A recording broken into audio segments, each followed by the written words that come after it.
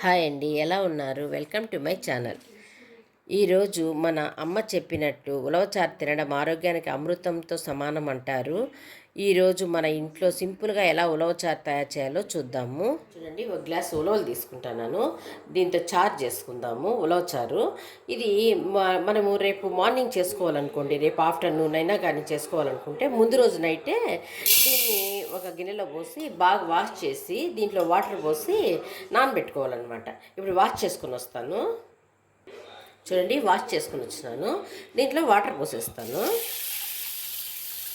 చూడండి, ఒక చెంబు నీళ్లు పోస్తున్నాను అనమాట. దీన్ని చూడండి మూత పెట్టేసి నానబెట్టేస్తాను. ఓపెన్ చేసి చూద్దాము. ఓవర్ నైట్ నానబెట్టినాను. చూడండి, రెడ్ కలర్లో వచ్చేసాయి వాటర్ అంతా. చూడండి, పప్పు బాగా నానిపోయింది. చూడండి, బాగా నానిపోయింది. చూడండి, పెద్ద కుక్కర్ తీసుకోవాలి. ఇది 5 లీటర్స్ది. దీంట్లో వేసుకోవాలన్నమాట. కొంచెం పెద్ద కుక్కర్గా ఉంటే బాగుంటుంది.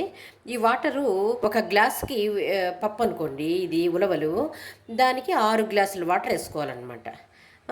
రాళ్ళు ఏదైనా ఉంటే క్లీన్ చేసుకోండి. చూడండి, మొత్తం దీంట్లో వేసేస్తాను.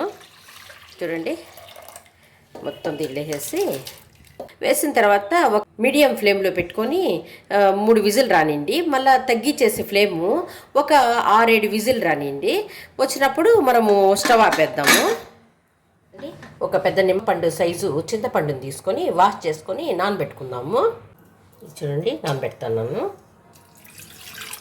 కొద్దిగా వాటర్ వేసి నానబెట్టుకుందాం. ఉడికే లోపల మనం ఏం చేయాలంటే ఒక స్పూన్ మిరియాలు, చూడండి పెద్ద స్పూన్తో ఒక స్పూన్ మిరియాలు, ఒక స్పూన్ జీలకర్ర వేసి మిక్సీ పట్టుకుందాము. చూడండి, మిక్సీ పట్టుకొని వచ్చినాను. దీంట్లో మనం ఏం చేయాలంటే ఇన్ని తెల్లగడ్డ పాయలుండే దీన్ని వేసి ఒక ట్రిప్ అట్లా మిక్సీ తిప్పుకొని వద్దాము. చూడండి, ఇట్లా తిప్పుకుంటే సరిపోతుంది. చూడండి, ఇట్లా. చూడండి, స్టీమ్ పోయింది. ఓపెన్ చేసి చూద్దాము. చూడండి, మొత్తం 10 విజిల్ అయ్యింది. చూడండి ఎట్లా ఉడికినాయో. చూడండి, బాగా ఉడికిపోయింది కదా. కొద్దిగా దీంట్లో మాత్రం కొద్ది ఉలవలను తీసుకుందాము. చూడండి, ఇవైతే సరిపోతాయి. మనం మిరియాల జీలకర్ర వేసుకున్నాం చూడండి, మిక్సీ జారు, దానిలోకి వేసుకుందాము. వేసుకొని గ్రైండ్ చేసుకుని వద్దాము వీటిని. చూడండి, ఈ కుక్కర్లో ఉండే నీళ్ళంతా ఉంచేస్తాను. ఒక గిన్నెలోకి ఉంచుకుని వేద్దాము. మనకు వేస్ట్ అయిపోవన్నమాట. వీటిని గుగ్గిళ్ళలాగా తిరగమాద పెట్టుకొని తినొచ్చు. మంచి బలం అనమాట. ఇవి ఈవినింగ్ స్నాక్స్గా తింటే చాలా బాగుంటుంది. చూడండి, ఇట్లా గ్రైండ్ చేసుకుని వచ్చినాను కదా.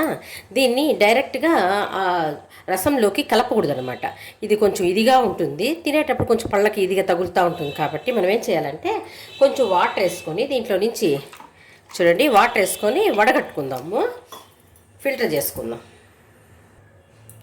చూడండి, మనము వాటర్ తీసుకున్నాం కదా, దాంట్లోకి ఇది వడగట్టేద్దాం. చూడండి, ఇట్లా అడుగు వచ్చేస్తుంది అనమాట. ఇదంతా మనకి వేస్ట్. ఇది ఉంటే రసంలో బాగుండదు. దీన్ని పడేద్దాము అంతే. చూడండి, ఈ వాటర్లో మనము చింతపండు కలుపుకున్నాం చూడండి, ఆ రసాన్ని దీంట్లో పోసేయాలి.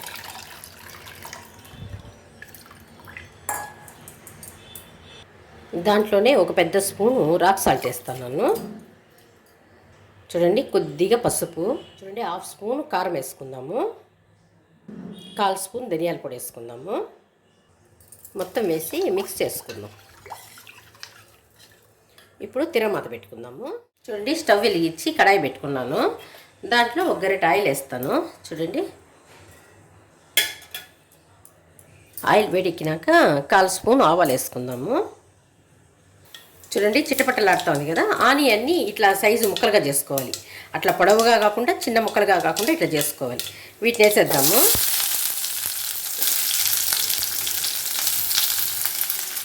చూడండి, దాంట్లోనే ఎండుమిరపకాయ ఒకటి ఇట్లా తుంచుకోవాలి. కరివేపాకు ఇది కూడా వేసేద్దాము. వేసుకొని వేయించుకుందాం కొంతసేపు.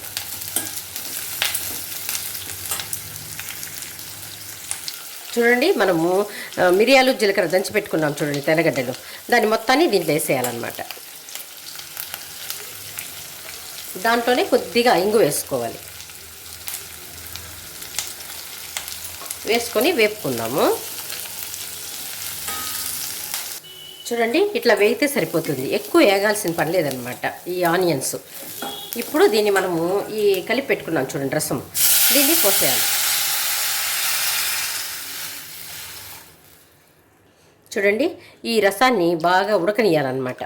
ఒక 10 మినిట్స్ బాగా ఉడకనిద్దాము. చూడండి ఉడుకుతా ఉంది కదా, ఇంకొక 5 మినిట్స్ అట్లా ఉడకనిద్దాము. బాగా ఉడికిపోయింది. ఇప్పుడు మనం ఏం చేయాలంటే స్టవ్ ఆపేయాలి.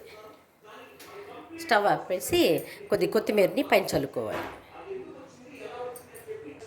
చూడండి ఎంత బాగుందో. ఇది 1 వీక్ వరకు మనం స్టోర్ చేసుకోవచ్చు. ఫ్రిడ్జ్లో పెట్టుకున్నాం అనుకోండి 1 వీక్ వరకు మనం తినొచ్చు అనమాట. చాలా బాగుంటుంది, ఫ్రెష్గానే ఉంటుంది. ఉలవచారు పక్క రోజుకి టేస్టబుల్ బాగుంటుంది అనమాట. చూడండి వేడి వేడి అన్నంలోకి ఈ ఉలవచారు వేసుకొని తింటే సూపర్గా ఉంటుంది కదా. ఈ రెసిపీ నచ్చినట్లయితే లైక్ చేయండి, షేర్ చేయండి, సబ్స్క్రైబ్ చేసుకోండి.